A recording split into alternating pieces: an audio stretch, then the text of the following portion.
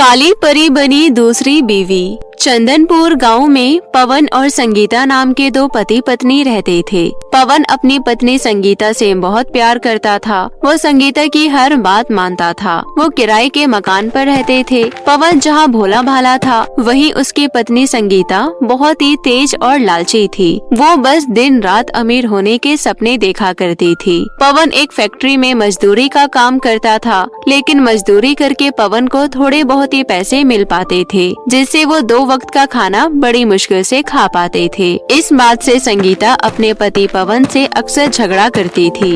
अरे मोरी मैया, अब तो घर का राशन भी खत्म होने वाला है। सुनो, तुम कहीं और ज्यादा तनख्वाह की नौकरी क्यों नहीं ढूंढ लेते? इतने कम पैसों में गुजारा कैसे होगा? 2 साल हो गए हैं, एक नई साड़ी तक खरीद कर नहीं दी है तुमने।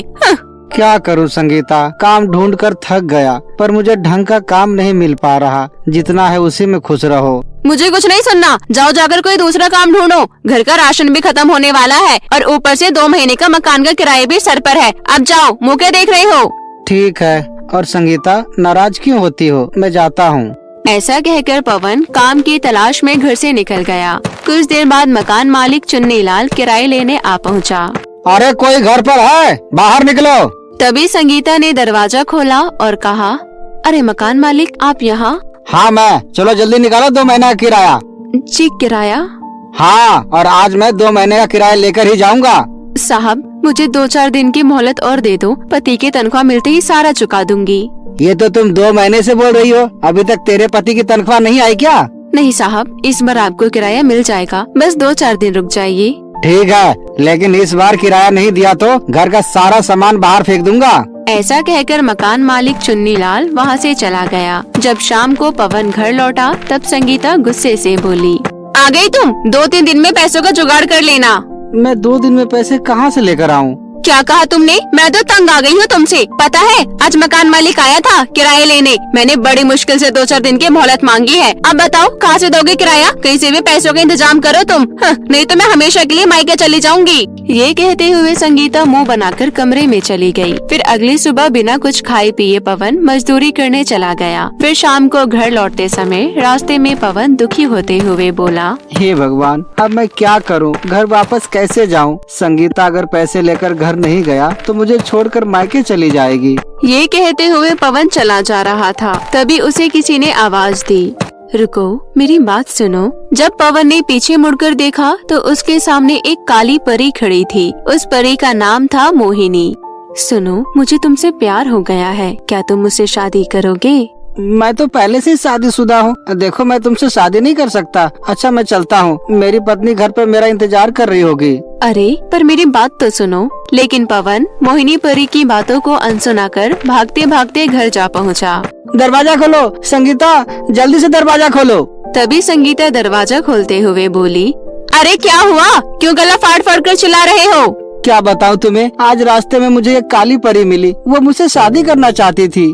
क्या? तुमसे शादी? हाँ, मैं सच कह रहा हूँ। तभी पवन का पीछा करते हुए काली परी मोहिनी भी वहाँ आ पहुँची और संगीता से बोली, सुनो, मुझे तुम्हारे पति से प्यार हो गया है और मैं चाहती हूँ तुम मेरी शादी अपने पति से करा दो। संगीता, तुम इस परी की बातों में मत आना। मैंने तुमसे कहा ना, मैं शादीशुदा हूँ। मैं अपनी पत्नी से बहुत प्यार करता हूँ। मैं तुमसे शादी नहीं करूँगा। चले जाओ यहाँ से। मैंने काली परी आज पहली बार देखी है। वैसे भी मेरे पति को काले रंग से नफरत है। अपनी काली शक्ल लेकर चली जाओ यहाँ से। ठीक है, तुम कहती हो तो मैं चली जाती हूँ, लेकिन जाते जाते मैं एक बात कहना चाहती हूँ। अगर तुम मेरी शादी अपने पति से करा दोगी तो मैं तुम्हें सर से पैर तक सोने से ढक दूंगी। तुम्हें दुनिया का सबसे अमीर इंसान बना दूंगी, क्योंकि मुझे पता है तुम्हें पैसों की बहुत जरूरत है। तुम्हें सोचने का समय दे रही हूँ, मैं कल फिर आऊंगी। इतना बोलकर मोहिनी परी अदृश्य हो गई। वहीं दूसरी ओर संगीता के कानों में मोहिनी परी की कई बातें गूंज रही थी। फिर आधी रात को संगीता अपने पति पवन को नींद से जगाने लगी। सुनो, जल्दी उठो, मुझे जरूरी बात करनी है तुमसे। उठो जल्दी। क्या हुआ संगीता? आधी रात को ऐसी कौन सी जरूरी बात करनी है? बोलो। अब तुम्हें मजदूरी करने की कोई जरूरत नहीं है। ये तुम क्या कह रही हो? अरे मेरी बात ध्यान से सुनो। तुम इस काली परी से शादी कर लो। अगर तुम उससे शादी कर लोगे तो वो हमें अमीर बना देगी। इतना ही नहीं, मकान मालिक का सारा किराया भी चुका देगी। हे भगवान, मुझे तो लगता है तुम पागल हो चुकी हो। उस काली परी की बातों में मत आओ। देखो, मुझे कुछ नहीं सुनना। अगर तुमने कल काली परी से शादी नहीं की तो तुम मेरा मरा हुआ मुँह देखोगे, कह देती हूँ। हाँ। संगीता की जिद के आगे पवन की बिल्कुल भी नहीं चलती, इसलिए वो काली परी से शादी करने के लिए तैयार हो गया। अगले दिन संगीता हंसी खुशी अपने पति पवन की शादी काली परी मोहिनी से करा देती है। शादी होते ही मोहिनी परी ने अपनी छड़ी घुमाई और संगीता को ढेर सारे सोने के गहनों से लाद दिया। साथ ही सोने के सिक्कों से भरी एक पोटली देते हुए बोली, ये लो संगीता, इसमें ढेर सारे सोने के सिक्के हैं, रख लो। मैं तुम्हें हर रोज सोने के सिक्कों की पोटली दिया करूँगी। संगीता जैसे ही पोटली खोलती है तो उसमें ढेर सारे सोने के सिक्के देखकर उसकी आंखें खुशी से चमक उठी और पागलों की तरह हंसते हुए बोली, इतने सारे सोने के सिक्के मैंने कभी नहीं देखे। देखो, मैं अमीर हो गई। बहुत अमीर। क्या तुम सच में मुझे ऐसी पोटली रोज दोगी? हाँ हाँ, क्यों नहीं। और अब ये सोने के सिक्के तुम्हारे हुए। संगीता सिक्कों से भरी हुई पोटली लेकर हंसते हुए अपने कमरे में चली गई और एक एक कर सिक्कों को गिनने लगी। पवन, मैं तुम्हें भी सोने के सिक्कों से भरी पोटली दे सकती हूँ। उन सिक्कों से तुम अपनी खुद की फैक्ट्री खोल सकते हो, फिर तुम्हें मजदूरी करने की कोई जरूरत नहीं।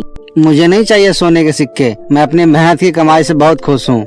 इतना बोलकर पवन दुखी होकर वहाँ से चला गया। वहीं संगीता मोहिनी परी के दिए हुए सिक्कों से मकान मालिक का किराया चुका देती है और बाकी बचे सिक्कों से नया घर खरीद लेती है। अगले दिन मोहिनी परी ने फिर से संगीता को सिक्कों से भरी हुई पोटली दी। तभी पवन बोला, अरे संगीता, नाश्ता बन गया है तो खाने को दे दो, मैं काम पर जा रहा हूँ। तुम्हें दिखाई नहीं दे रहा? मैं भी बहुत बिजी हूँ। मैं सोने के सिक्के गिन रही हूँ, मुझे डिस्टर्ब मत करो। जाकर अपनी दूसरी पत्नी से बोलो। संगीता की कड़वी बात सुन पवन दुखी होकर बाहर जाने लगा। तभी मोहिनी परी बोली, अरे सुनो, रुक जाइए, मैंने आपके लिए गर्मा गर्म नाश्ता बनाया है, खाकर जाना। नहीं, मुझे नाश्ता नहीं करना। देखो, खाली पेट बाहर नहीं जाते, कुछ खा लो, मैंने बड़े प्यार से बनाया है। नाश्ता बहुत ही स्वादिष्ट बना था। पवन से रहा नहीं गया और भरपेट नाश्ता कर काम पर निकल पड़ा। पवन के जाते ही संगीता मोहिनी परी से बोली, सुनो, ये मेरा घर है, इसलिए अब तुम्हें मेरे हिसाब से चलना होगा। मतलब ये कि अगर तुम्हें इस घर में मेरे पति की पत्नी बनकर रहना है तो घर का सारा काम करना होगा, क्योंकि मेरे पास फालतू पैसे नहीं है कि घर में नौकरानी रखूं। अब जाओ, घर का सारा काम करो। इतना बोलकर संगीता अपने कमरे में आराम करने चली गई। वहीं मोहिनी परी को सुबह से शाम हो गई घर का काम करते करते। तभी पवन लंगड़ाते हुए घर लौटा और अपनी पत्नी संगीता को पुकारने लगा, संगीता, ओ संगीता, जल्दी बाहर आओ, देखो मुझे कितनी चोट आई है। पवन की आवाज सुनते ही रसोई से मोहिनी परी दौड़ते हुए बाहर आई और बोली, ये चोट कैसी लगी आपको? इससे तो काफी खून बह रहा है। अरे संगीता, कहाँ हो तुम? संगीता अपने कमरे में आराम कर रही है। पवन लंगड़ाते हुए कमरे में गया और संगीता से बोला, मैं तुम्हें कब से आवाज लगा रहा हूँ, देखो मुझे कितनी चोट लगी है, जल्दी से मेरी मरहम पट्टी कर दो। तुम्हें दिखाई नहीं दे रहा? मैंने हाथों में नेल पॉलिश लगा रखी है, जाकर मोहिनी को बोल दो, वो तुम्हारी मरहम पट्टी कर देगी। पवन दुखी होकर हॉल में जाकर बैठ गया। तभी मोहिनी फर्स्ट एड बॉक्स लेकर आई और बोली, लाओ, अपना पैर आगे करो, मैं भी तो आपकी पत्नी हूँ, मैं आपकी मरहम पट्टी कर देती हूँ। इतना कहकर मोहिनी परी पवन के पैर में मरहम पट्टी करने लगी। पर ये चोट आपको लगी कैसे? दरअसल फैक्ट्री में भारी सामान उठाते वक्त अचानक मेरा संतुलन बिगड़ गया और मुझे चोट लग गई। ओह अच्छा, मेरी मानो तो कल आप काम पर मत जाना, घर पर आराम करना। नहीं, मैं काम की छुट्टी नहीं कर सकता, नहीं तो मेरी नौकरी चली जाएगी।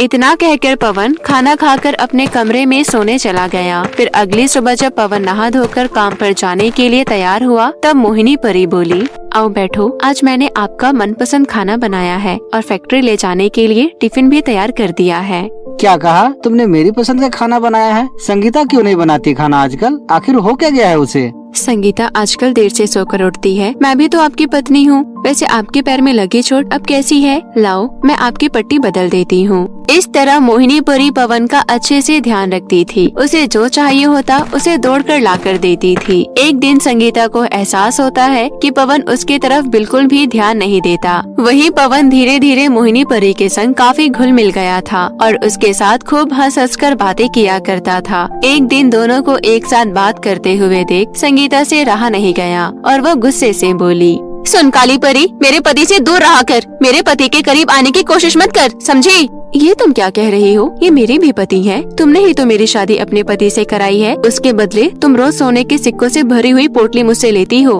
अरे दौलत के लालच में मैं अपने पति को भूल गई और अनजाने में इतनी बड़ी गलती कर बैठी। मुझे तुम्हारे दिए हुए सोने के सिक्के नहीं चाहिए, मुझे बस अपने पति का प्यार चाहिए। मेरे पति को छोड़ दो, प्लीज यहाँ से चली जाओ, मुझे मेरा पति वापस चाहिए। मैं तुम्हारे आगे हाथ जोड़ती हूँ। आखिर तुम्हें समझ आ ही गया। मैंने तुम्हें कितना समझाया पर तुम्हें मेरी बात समझ नहीं आई। दौलत के लालच में इतनी अंधी हो गई कि तुम मुझे ही भूल गई। मुझे माफ कर दो, मुझसे बहुत बड़ी भूल हो गई। मुझे सोने के सिक्के नहीं चाहिए, मुझे मेरा पति चाहिए। रो मत संगीता, मैं तुम्हारा पति हूँ और तुम्हारा ही रहूँगा। ये कहते हुए पवन अपनी पत्नी संगीता को चुप कराने लगा। तभी मोहिनी परी बोली, संगीता रो मत, मैंने तुम्हें सुधारने के लिए ये सब किया। मैंने उस रात तुम्हारे पति पवन की सारी बातें सुन ली थी, इसलिए मैंने तुम्हारे पति से शादी करने का नाटक किया। मोहिनी परी की बात सुन संगीता को अपने किए पर बहुत पछतावा हुआ और उसने मोहिनी परी से भी माफी मांगी। उसके बाद मोहिनी परी दोनों को ढेर सारी शुभकामनाएं देकर वहाँ से अदृश्य हो गयी। फिर दोनों पति पत्नी हंसी खुशी मिलजुल कर रहने लगे। बहुत समय पहले की बात है। एक गांव में सिमर नाम की लड़की अपने पिता, सौतेली माँ और एक सौतेली बहन के साथ रहती थी। संदीप माथुर की पत्नी की मृत्यु बहुत समय पहले ही हो गई थी, इसलिए उसने सिमर के पालन पोषण के लिए दीपिका से दूसरी शादी कर ली थी। दीपिका से उन्हें एक बेटी हुई जिसका नाम श्रुति था। संदीप माथुर ने दीपिका से दूसरी शादी इसलिए की ताकि वो अपनी बेटी सिमर का भविष्य खराब होने से बचा ले, लेकिन दीपिका ने सिमर की जिंदगी बद से बदतर बना दी थी। दीपिका और श्रुति पूरे दिन सिमर से घर का काम करवाते और 3 समय का खाना भी बनवाते थे, लेकिन उसे भरपेट खाने को नहीं देते थे। शादी के बाद संदीप माथुर को अपनी पत्नी के जुल्मों के आगे झुकना पड़ा, क्योंकि वो बात बात पर अपने भाइयों की धमकी दिया करती थी। कई बार तो वो अपने भाइयों से कहकर संदीप माथुर की पिटाई करवा देती थी, इसलिए संदीप माथुर चुप रहता था। क्यों रे महारानी, अभी तक खाना क्यों नहीं बना? सुबह से ऐश कर रही थी। नहीं माँ, खाना तो समय पर ही बन जाता, लेकिन घर में कोई भी सब्जी नहीं थी, इसलिए मुझे बाजार जाकर सब्जी लाना पड़ा। बहाने तो बहुत है तेरे पास, मानना पड़ेगा। नहीं माँ, मैं सच कह रही हूँ। अगर अब एक भी शब्द कहा तो जोरदार तमाचा लगाऊंगी। जा जल्दी से खाना लेकर आ, श्रुति के उठने का समय हो रहा है। जी माँ। खाना खाते समय श्रुति चिल्लाते हुए कहती है, खाने में इतना ज्यादा नमक क्यों है? क्या आज ही हमें नमक खिलाकर मारने का इरादा है? माँ देखो ना, मेरा सारा टेस्ट खराब हो गया। श्रुति की आवाज सुनकर सिमर भी फौरन वहाँ आ जाती है। दीपिका कहती है, क्यों रे कलमोही, मेरी बेटी को मारना चाहती थी? ये कहते हुए दीपिका सिमर के बाल पकड़कर खींचने लगती है। तेरी भी अकल ठिकाने लगानी होगी, थोड़े ही दिनों में तुझे भी ठिकाने लगा दूंगी। सिमर अपने कमरे में बैठकर चुपचाप रोती रहती। उसे रोता हुआ देख उसके पिता वहाँ आकर बोले, मुझे माफ करना बेटी, मेरे ही भाग्य फूटे थे जो मैंने तुम्हारी सौतेली माँ से शादी की। अब मैं कुछ भी नहीं कर सकता। कोई बात नहीं पिताजी। उसी रात सिमर अपने माता पिता को बात करते सुन लेती है।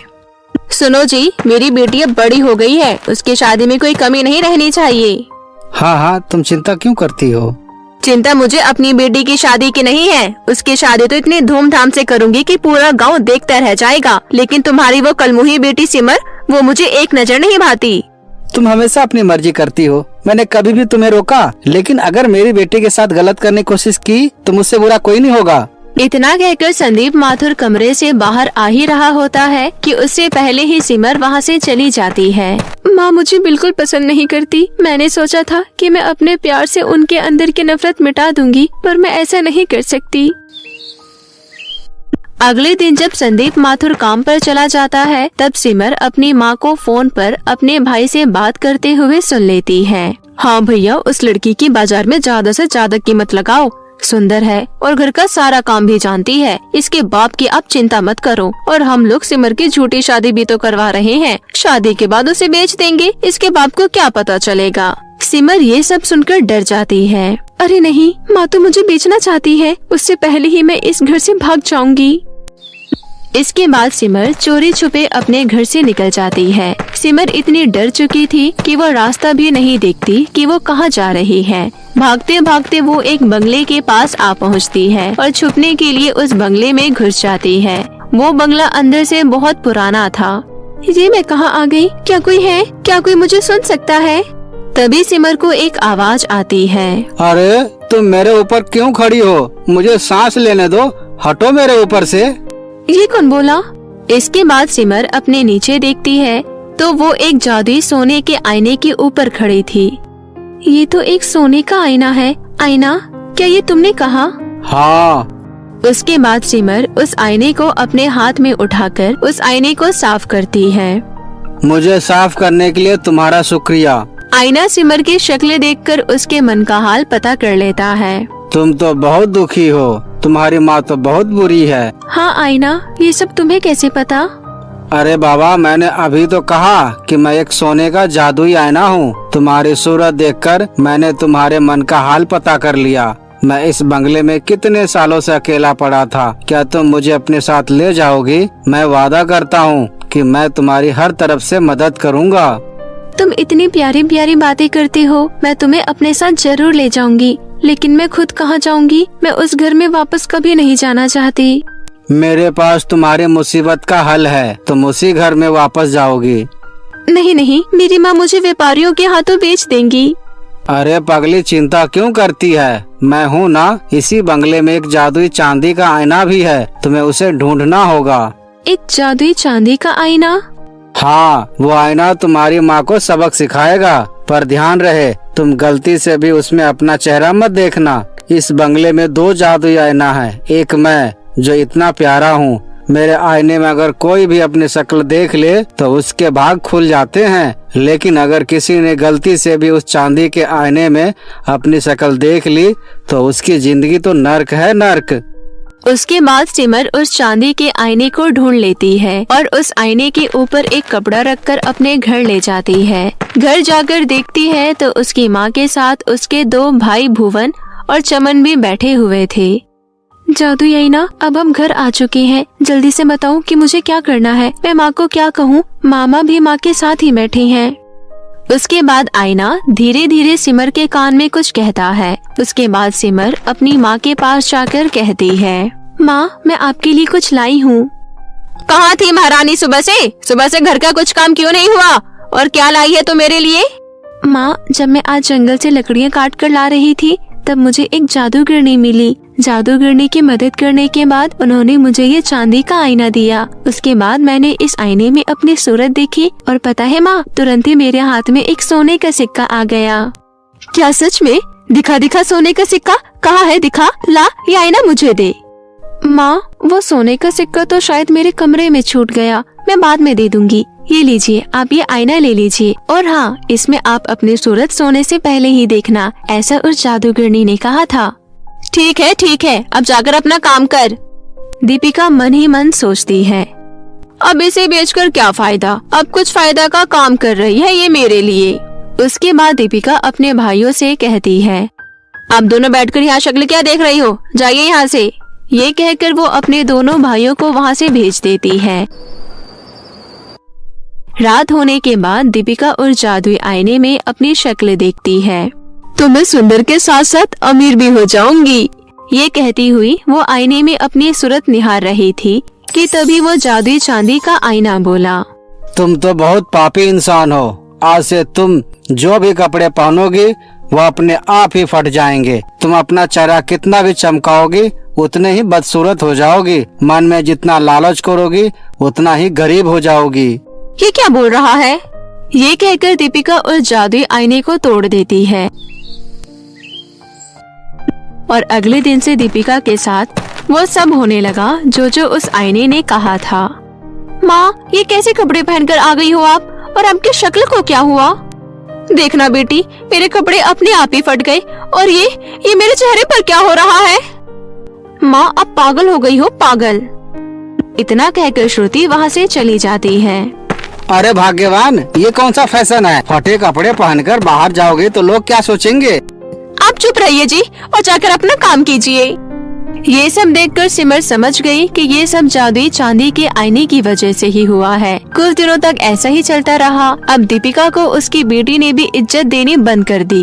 लोग उसे पागल कहने लगे। दीपिका लोगों की बातें सुनकर धीरे धीरे बावली हो रही थी। अपनी माँ की हालत देखकर सिमर जादुई सोने के आईने से कहती है, आखिर वो है तो मेरी माँ ही ना। बुराई के प्रतीक का जादुई चांदी का आईना टूट चुका है। अब तुम ही मेरी मदद कर सकते हो। मेरी माँ को पहले की तरह ठीक कर दो। नहीं, उसने तुम्हें बहुत परेशान किया है। तुम्हें बेचने की भी सोच रही थी। मैं उसे ठीक नहीं करूँगा। तभी दीपिका वहाँ आ जाती है। दीपिका जादुई सोने के आईने से अपने ठीक होने की दुहाई करने लगती है। मुझे ठीक कर दो आईना, आईना मुझे ठीक कर दो। सिमर और उसकी माँ के इतना गिड़गिड़ाने के बाद जादुई सोने का आईना दीपिका को पहले की तरह ठीक कर देता है। ठीक होने के बाद दीपिका को अपनी सारी गलती का एहसास हो जाता है। सिमर दीपिका से माफी मांगने लगती है। मुझे माफ कर दीजिए माँ, मैं आपकी ऐसी हालत नहीं करना चाहती थी। मैं बस खुद को बेचना नहीं चाहती थी। तूने जो भी किया खुद को बचाने के लिए किया, लेकिन मैं तो एक माँ हूँ। मैंने तेरे साथ इतना बुरा सलूक किया। मुझे माफ कर दे बेटी। आज से तुझ में और श्रुति में कोई फर्क नहीं है। तुम दोनों मेरे लिए एक समान हो। ये कहकर वो सिमर को गले लगा लेती है। कुछ दिनों बाद सिमर और श्रुति की एक ही साथ बहुत धूमधाम से अलग अलग घर में शादी हो जाती है और सभी हंसी खुशी अपना जीवन व्यतीत करने लगते हैं। जादुई हीरे की नदी। एक गांव में वर्षा अपनी माँ फुलवा के साथ रहती थी। उनके पास कुछ बकरियां थी जिनका दूध बेचकर उनका गुजारा चलता था। एक दिन, माँ मैं बकरियों को चराने जा रही हूँ। ठीक है बेटी जा, जंगल में ज्यादा अंदर मत जाना। वर्षा घास के मैदान में बकरियों को चरने के लिए छोड़ देती है और खुद कुछ घास बिछाकर उस पर लेट जाती है। ठंड का मौसम था, धूप खिली हुई थी और हल्की हल्की हवा चल रही थी, इसलिए वर्षा को नींद आ जाती है। जब वो नींद से जागी तो उसने अपनी बकरियों को गिना। सारी बकरियों में से एक बकरी गायब थी। वर्षा बकरी के पैरों के निशान का पीछा करते हुए जंगल के बहुत अंदर पहुंच जाती है। उसने देखा कि उसकी बकरी एक बाबा के पास खड़ी है। बाबा बकरी को सहला रहा था। आओ बेटी, ये रही तुम्हारी बकरी। तुम तो बिल्कुल अपने पिता की तरह दिखती हो। आपका बहुत बहुत शुक्रिया। आपने मेरी बकरी का ध्यान रखा, लेकिन मैंने अपने पिता को नहीं देखा है। आप उन्हें कैसे जानते हो? क्या तुम्हें पता है तुम्हारे पिता कहाँ हैं? हाँ, उनकी मृत्यु हो चुकी है। मुझे ये माँ ने बताया। नहीं, तुम्हारे पिता अपनी गरीबी मिटाने यहाँ से बहुत दूर हीरो की नदी के तलाश में हीरापुर गए हुए हैं। हीरापुर में एक नदी है जो कि अभी सूखी पड़ी है। आने वाले कुछ ही दिनों में उसमें हीरो के साथ पानी आने वाला है। शाम को जब वर्षा अपने घर पहुँचती है तो अपने पिता के बारे में अपनी माँ से पूछती है।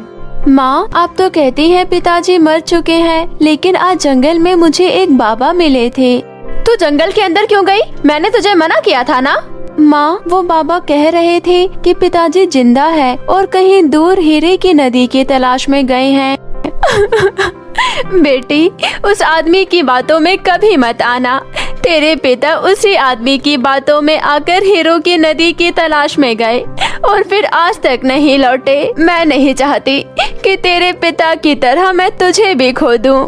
आज तक मेरी जिंदगी में कोई मकसद नहीं था माँ, लेकिन मेरी जिंदगी का अब एक मकसद है। परिणाम कुछ भी हो, लेकिन मैं पिताजी की तलाश में जरूर जाऊंगी। आप बस मुझे अपना आशीर्वाद दीजिए। अगले दिन वर्षा एक बैग टांगकर उसी जंगल में उस बाबा के पास जाती है और उनसे वहाँ जाने का एड्रेस पूछती है। जंगल पार करके एक नदी पड़ेगी। नदी पार करने के बाद एक और जंगल पड़ेगा और फिर एक भयानक रेगिस्तान। इन्हें पार करके तुम हीरा नगर पहुंच जाओगी। बहुत सावधान रहना, रास्ते में बहुत कठिनाइयाँ आएगी। वर्षा जब पहला जंगल पार करके नदी के पास पहुंचती है तो उसे वहां एक लड़का मिलता है। क्या आप भी हीरा नगर जा रहे हैं? हाँ, मेरी माँ बहुत बीमार है। उनका इलाज कराने के लिए बहुत पैसों की जरूरत है। अब हीरे की नदी ही मेरी एकमात्र उम्मीद है। दोनों नदी में कूद जाते हैं और तैरकर नदी पार करने लगते हैं। बहुत सारी व्हेल मछलियाँ उन पर हमला करने की कोशिश करती है, लेकिन वो बचते बचाते नदी पार कर लेते हैं। आज तो हम बाल बाल बचे, नहीं तो ये मछलियाँ हमें अपना भोजन बना लेती। तभी वो लड़का वर्षा से पूछता है, अच्छा, तुम्हारा नाम क्या है?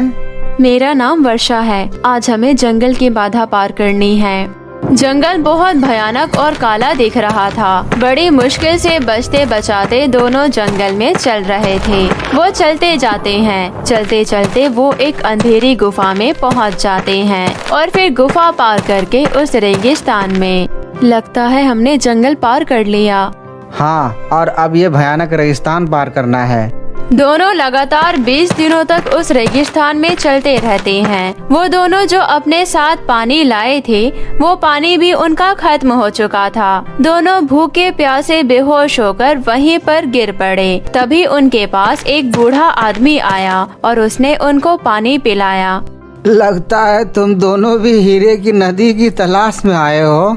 हाँ, आप सही कह रहे हैं। मैं यहाँ हीरो की नदी की तलाश में आया हूँ।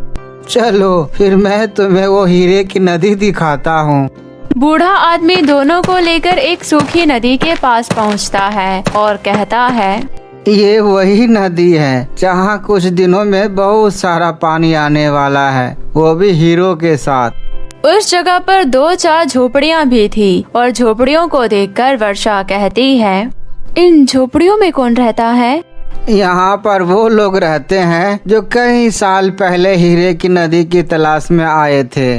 दरअसल मैं यहाँ किसी हीरे की नदी की तलाश में नहीं, बल्कि अपने पिताजी की तलाश में आई हूँ। बहुत साल पहले मेरे पिता हीरो की नदी की तलाश में यहाँ आए थे, आज तक वापस नहीं गए। क्या नाम है तुम्हारा? मेरा नाम वर्षा है। वर्षा नाम सुनते ही बूढ़े आदमी के आँखों में आंसू आ गए। मेरी बेटी वर्षा, कितने सालों बाद मैंने तुम्हें देखा है। कितनी बड़ी हो गई है तुम। मैं हूँ तुम्हारा पिता। पिताजी, आप मेरे साथ घर चलिए। मैंने माँ को वचन दिया था कि मैं आपको लेकर जरूर आऊंगी। बेटी, मैंने जिसके लिए इतना इंतजार किया है, अब वो पल कुछ ही दिनों में आने वाला है। तुम कुछ दिन यहाँ रुक जाओ, फिर हम सारे एक साथ जाएंगे, और वो भी हीरा लेकर। वर्षा वहाँ उस लड़के और अपने पिता के साथ कुछ दिन रुकती है। कुछ दिनों बाद उस सूखी नदी में एक पानी का बहाव आता है, जिसमें बहुत सारे हीरे थे। सभी लोग जो हीरा लेने आए थे, बहुत सारा हीरा एकत्रित कर लेते हैं और सभी उन हीरो को लेकर अपने अपने घर पहुँच जाते हैं। वर्षा भी अपने पिता के साथ घर पहुँच जाती है। वर्षा की माँ अपने पति को देखकर बहुत खुश होती है। मैंने आपका कितना इंतजार किया, मुझे तो लगा था आप मर चुके हैं। अब तुम रो मत फुलवा, अब मैं आ गया हूँ ना, और देखो हीरे लेकर वापस लौटा हूँ। वर्षा और उसके पिता हीरो को बेचकर बहुत अमीर हो जाते हैं। दूसरी तरफ वो लड़का भी अपनी माँ का इलाज करवा लेता है। कुछ ही दिनों में उस लड़की की और वर्षा की शादी हो जाती है और सभी हंसी खुशी अपना जीवन व्यतीत करने लगते हैं। तो कैसी लगी आपको हमारी ये कहानी, हमें कमेंट करके बताएं और इसे अपने दोस्तों के साथ भी शेयर करें। और हाँ दोस्तों, अगर आपने अब तक हमारे चैनल को सब्सक्राइब नहीं किया है तो जल्दी से नीचे लाल बटन दबाकर अभी सब्सक्राइब कर ले और साथ ही बेल आइकन को दबाना ना भूले। तब तक आप अपना ख्याल रखें। धन्यवाद।